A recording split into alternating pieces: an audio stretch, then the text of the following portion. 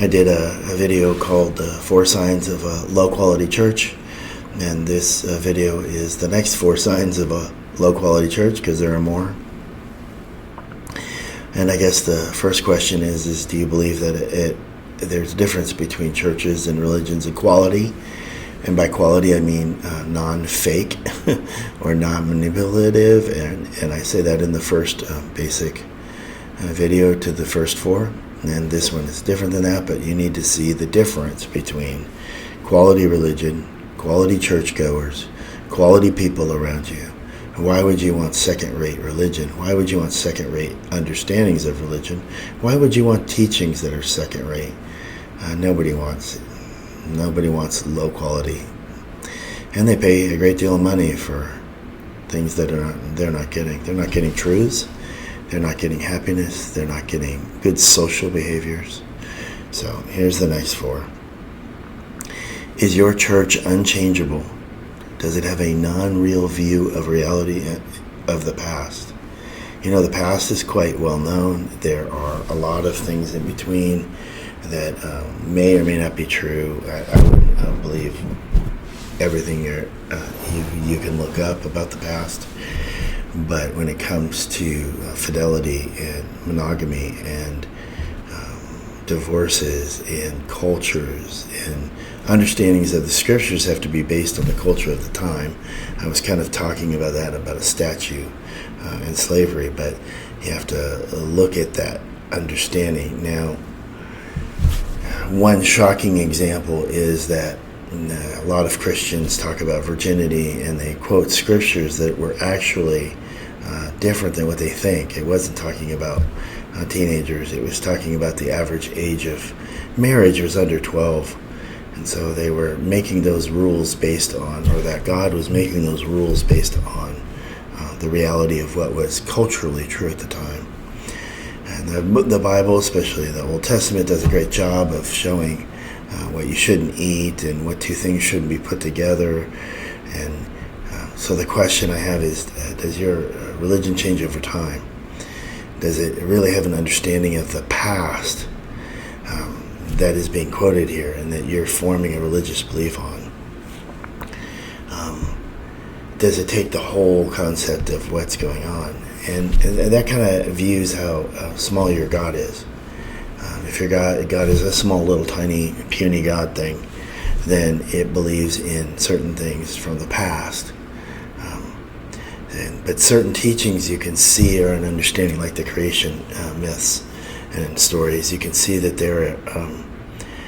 they're based on the idea that the person's coming out of a tent or coming out of a cave, scratching fleas off their butt and looking around and saying, okay, this is the world, or this is where I'm at.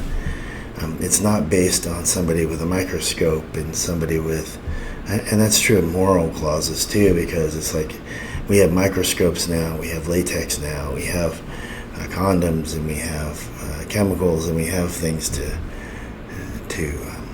delegate the risk. That would have been a risk, a vaster risk back then, which they broke anyway because they were human beings. But so that's what I would ask you is, do they have a non-real view of the past? Is what they're data mining, what they're grabbing out and teaching, is it actually not based on the culture? I mean, Jesus was a Jewish man, and they know exactly what Jesus believed. They knew exactly what Jesus knew. And what he didn't say is revealing, and what he did say was revealing too. But that's just for the Christian religions, but it's true of all religions, is that low quality of a church is how they, if they're unchangeable. Now, I went to a church, and they were saying something was true, and I looked it up, and I did the research, and I learned a little bit of Greek to think about what they were saying, and I brought it back to them, and I said, this is not true. And they just freaked out. I don't know, I just left them because they were just like, they were unchangeable. They believe that and here's another idea too in the unchangeable part, is that they believe in saints. There are religions who say they don't believe in glorified people in modern times, but they really do, because their teachings are non-changeable in the church, and that means they're taken as God's word. And the really crazy part when they're wrong, and they're stupidly wrong, and so they are worshipped in their own religions, and that's another huge sign that you have a low quality church.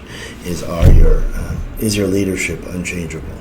Does your leadership look at the reality, and would your leadership look at the humblest person and answer their questions? And if they're wrong, change those wrong ways. Otherwise, you're not humble. Otherwise, you're dogmatic. Otherwise, you got a puny, horrible God. Respect for women. Now, it used to be the culture throughout time has been the men were bigger, generally speaking, and the women were smaller. And a lot of the things that are understood in the Bible and understood in other religions is that men tend to think of themselves as closer to God, a step towards God. Now, that's the modern version of it. The past version of it was that they were a better species. There were some cultures where the women were below the male slaves in hierarchy in the family. Now, that's not always true, but that in itself is an evil, that women are somehow inferior. They're different, and men are different than women. That's just sort of, and it's wonderful. But respect for women, that they have, they're the same. They're the same species. They're the same level as a human male, and that reflects a lot in some religions. There's some religions of your neighbors that don't allow women to teach, don't allow women to be part of it. And when the women disagree with the men, the women are just removed from their positions because of that. And that's very common. So then there's respect for others' privacy and choices. There are some scriptures that talk about, hey, stay out of man's affairs. Again, because he's the head of the house in that culture. But respecting privacy means you don't delve into other people's privacy.